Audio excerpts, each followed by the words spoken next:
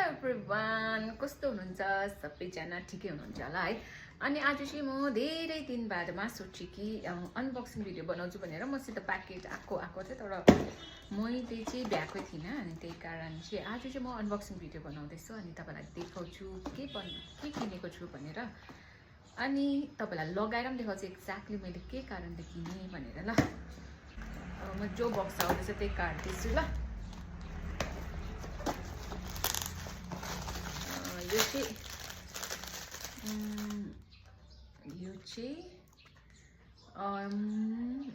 यो चाहिँ खास बाथरुममा हामै होइन, अलमिरा जस्तै छ, त्यसको एउटा भक्की राख्छ, त्यसको पनि लागि हो। तर यसको दुईटा युज छ, मैले अर्को कारण पनि किनेको हो है।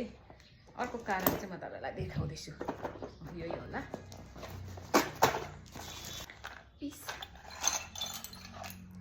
यस, अर्को चाहिँ यो झुन्डाउनुको लागि किनेको। वाउ, कस्तो मिठो साउन्ड हो। यस, एउटा चाहिँ यो झुन्डाउनुको लागि किनेको है। अनि यो चाहिँ के रहेछ ल,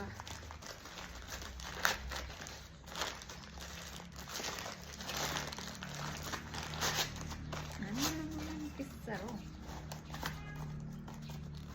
ओके, यो चाहिँ व्याक्स रहेछ, चकलेट व्याक्स। ओके, त्यसो भए यो पनि त्यही हो थिङ्क है।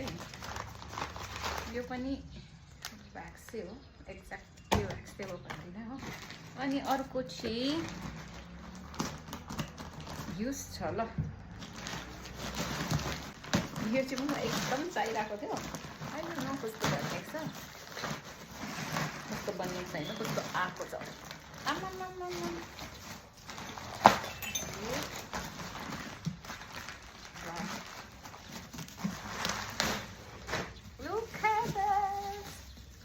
म चाहिँ यसको लागि पुरा कन्फ्युज भइरहेको थिएँ। मलाई चाहिँ दुईवटा चाहिएको थियो, तर मलाई एउटा चाहिँ बेज, एउटा चाहिँ व्हाइट, दुइटै मन पर्दै थियो नि त।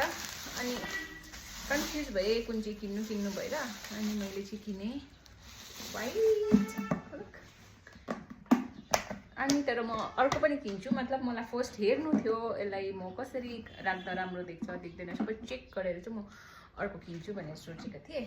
अनि प्यान्ट हालेर देखाउँछु ल। यो चाहिँ मेरो अहिलेको पट भयो, त्योभित्र चाहिँ म यो हाल्नु सोच्दैछु। म चाहिँ यसले होल्ड गर्छ कि गर्दैन, किनभने यो एकदमै लामो छ नि त। अनि यस्तो चाहिन्छ, नभए त छोपिन्छ डल्लै। आई होप यसले काम गर्छ होला।